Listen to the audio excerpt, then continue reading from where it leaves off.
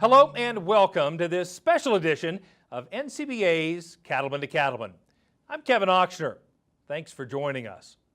When it comes to the cattle business, high quality hay is essential, and there's no doubt that having the right tractors, hay tools, and technology pays off in a big way.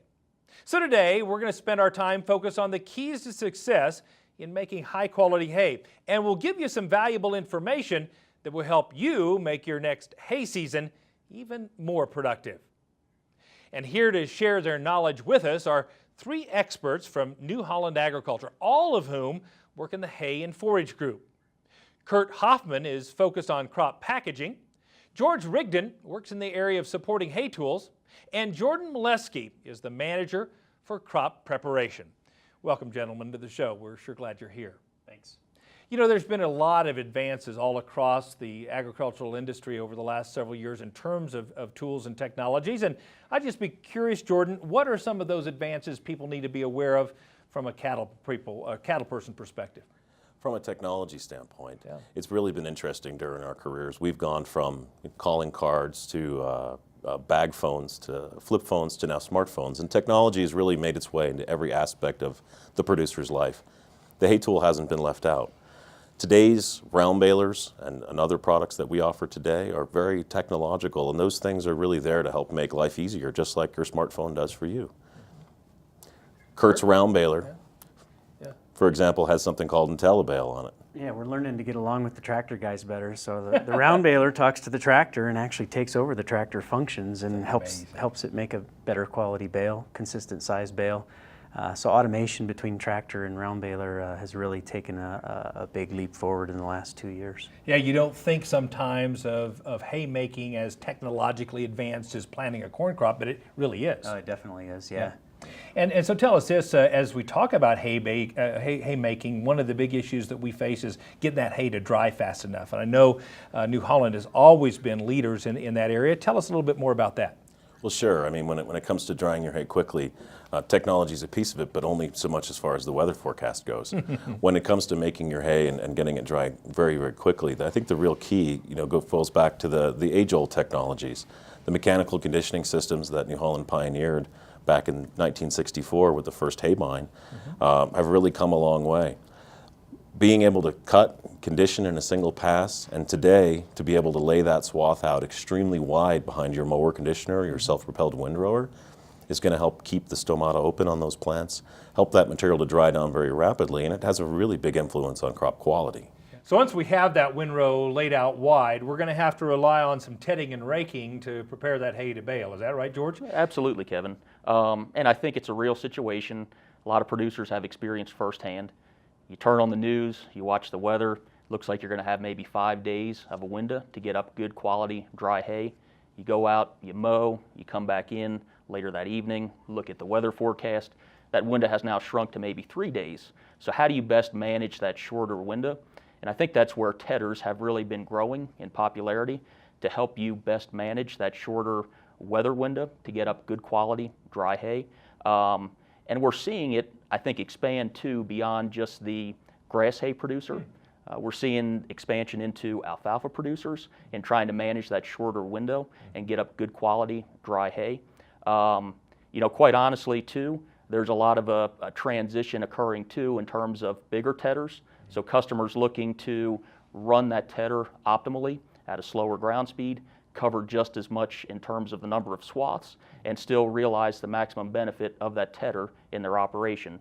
And looking at rakes, we're seeing a pretty wide adoption of on wheel rakes, a center kicker wheel kit. That center kicker wheel kit will help elevate that crop up off the ground, incorporate the bottom part of that crop mat in the rest of the windrow to help you get more uniformity in your dry down time. And the other thing it does too is it helps to allow that baler pickup to more cleanly pick up the windrow as you follow the rake. Outstanding. I want to pick up on one thing you mentioned there, and that's in terms of timing. So what are some considerations we need to keep in mind as we think about the timing of tedding and raking? Sure.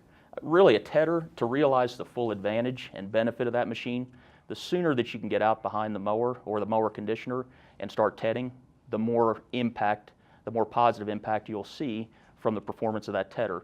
So the main principle of the tedder, of course, is to kind of separate the crop and spread an even uniform crop mat across the back.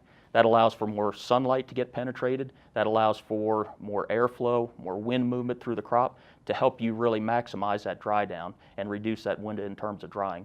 When it comes to raking, there's some different variables to take into account. If you look at alfalfa as an example, certainly you want to be raking when it's not at a bone dry moisture content.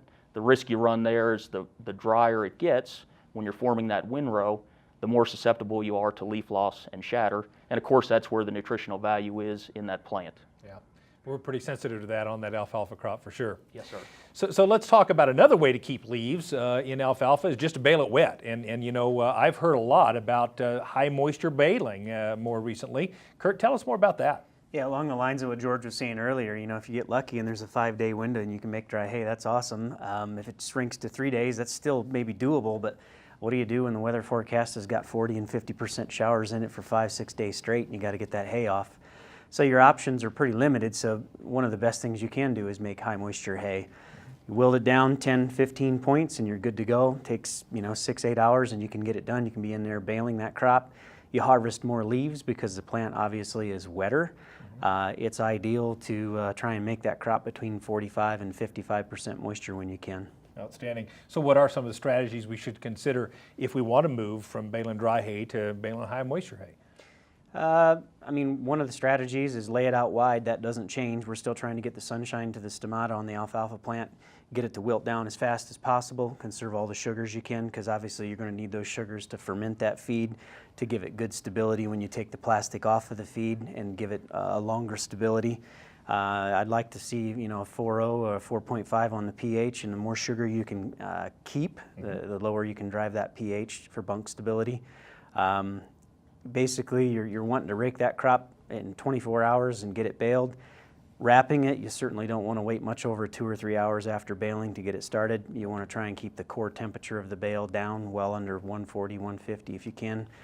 When you test that crop, you'll see what kind of a job you've done because you can look at the heat damage protein and see how high that core temperature got.